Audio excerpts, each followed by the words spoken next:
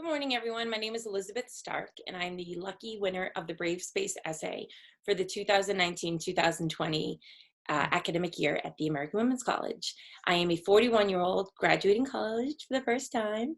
I have a beautiful 4.5-year-old boy, and my bachelor's degree will be in Foundations of Counseling, and I have hopes of going on to graduate school, hopefully in the fall, to study psychology. In particular, I want to learn more about mood disorders and addiction. I'm going to do my best to look at the camera and read this, and here we go. Sitting in yet another glass room with an attendant monitoring my every move, it occurred to me that I was different. The sound of my mother's relentless questions rang in my ears, penetrated only by my brother's pleading with her to stop. I was familiar with the chaos that surrounded me, but something was different this time. I was entering a brave space that would change the course of my life, and it has empowered me to help change the lives of others. That day, a kayaker had pulled my limp body from the Charles River and dragged me to shore. She saved my life, and my first thought was, why? Why did she save me? Later that day, as I sat in a claustrophobic psychiatric ward in Boston, I realized that this was my 5th stay in the last 12 months. A nurse, truly an angel, asked me what had happened. With snot and tears running down my face, I answered between sobs, I lost it all. You know, I have a baby? A baby? What kind of mother am I? I had a house and a husband and a family. I gave it all away. I'm a loser and a waste. I shouldn't be here. She hugged me. Not the kind of hug that everyone had been obligated to give me recently. It was a real hug. I knew I'd exhausted everyone around me. They had made that painfully clear. I had believed my plan was flawless. It should have worked. The world would be free of me. Everyone's lives and bank accounts would eventually heal, and things would change. But instead, something remarkable happened. While I was hospitalized in the confines of that unit, I found a doctor who had unlocked the mystery of my brain when he diagnosed me with bipolar and substance abuse disorder. I really am different. Upon hearing these diagnoses, I initially felt defeated. I mocked that I was bipolar. I took it as a joke. At 37, there was no way I was going to accept this fate. Substance abuse disorder? Ha! If I am bipolar, of course I'm abusing alcohol. Hasn't anyone read anything on WebMD? I knew this was not going to be my life. I had a choice to make. I could mock it or I could accept it and get the help I needed. I chose the latter because I was determined to fight for my son and battled anyone and anything that got in my way. I write this essay almost 4 years to the day after I received my diagnosis. I would love to tell you that I slaughtered all my dragons. Nope. I became educated, though, and I learned about mania, gaining the understanding of how my brain is different. I was always going to be changed. Over the last 4 years, I went to rehab, changed medications, engaged in intense therapy for a year, continued to go to therapy, and along the way, I've become damn brave. Brave. I was never brave before. I never knew who I was. I was a people pleaser, a yes girl, and unwell. My life started at 38. It began on March 23rd, 2017, when I ended my addiction to alcohol and started to figure out what it was going to take for me to be brave. The first step to being brave was a lot of learning. I learned that my brain is different and began to understand what mania is. Since then, I have changed my self-perspective and discovered how to use my challenges as assets. I made the decision that in order to be the mother I wanted to be, I needed to provide a quality life for my son. I gave up the dream of Prince Charming and decided to be my own hero. Sitting outside of a coffee shop 3 years ago, I decided that I had to go back to college. I applied to college, was accepted, and I have made education an important feature of my self-care routine. Being a single mother meant I was going to have to work hard for a life, and I wanted nothing more than to do that and to do it well. I enrolled in school and discovered that I love to learn, and I am smart in my own way. Through all of this, I have continued to work 2 jobs. At the time of my hospitalization, one of those jobs was teaching at an early education center. The center was located in a wooded area in Massachusetts, and there was a pond right outside of our classroom window. In the spring, we had the gift of watching geese give birth to their baby goslings and create little families. While I was working at the center, I was going through a messy and emotional custody dispute.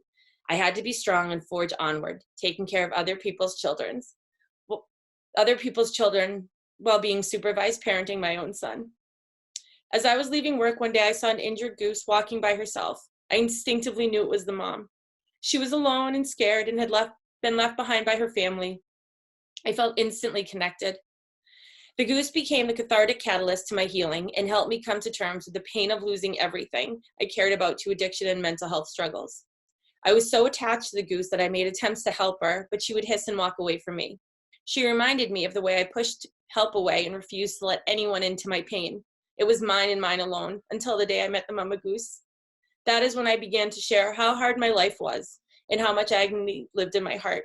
She was my spiritual guide to bravery.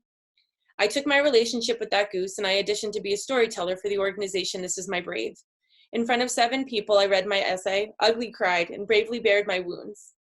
The wounds that I had previously tried to hide, but were now displayed all over my tear-stained eyes. I was selected, and when I delivered my essay to an audience of 300 people, I was proudly able to share that I had been awarded full shared custody of my son. I was brave. Since that heartbreaking day in the Charles River, I have learned that I had suffered from postpartum depression, which triggered my dormant bipolar disorder. I learned that I am, in fact, a person who needs to spend the rest of her days in recovery, and I have learned what it means to be a mom, a different type of mom. I remember feeling such shame to have my time with my son supervised and limited, but I bravely held my head high, even though I cried in every bathroom I could find. During that time, my ex-husband and I worked with a parenting coordinator to learn how to co-parent. I breathed into a breathalyzer and I followed recovery-based programs. While my friends picked up their kids from school and put them to bed each night, I prayed for those simple pleasures. I was a different type of mom. I was that mom. But here's the thing. I am not that mom. I am a mom who got sick and bravely fought to get well. I did nothing perfectly, but I fought with bravery and courage. As I engaged in my treatment and recovery, it became clear to me that I couldn't be the only mom that went through this hell. And trust me, it was hell. I knew that there was no way I was alone. Therefore, I have taken my story and decided that it is my calling to help other mothers be brave. I am different because of what happened to me, and I will not let that go to waste. I will offer hope and strength through my words and my actions. In any David and Goliath story, there are always people who want to see the protagonist fail. Those are not the kind of people I need to be brave for. I'm brave for my son. I co-parent beautifully with my ex-husband.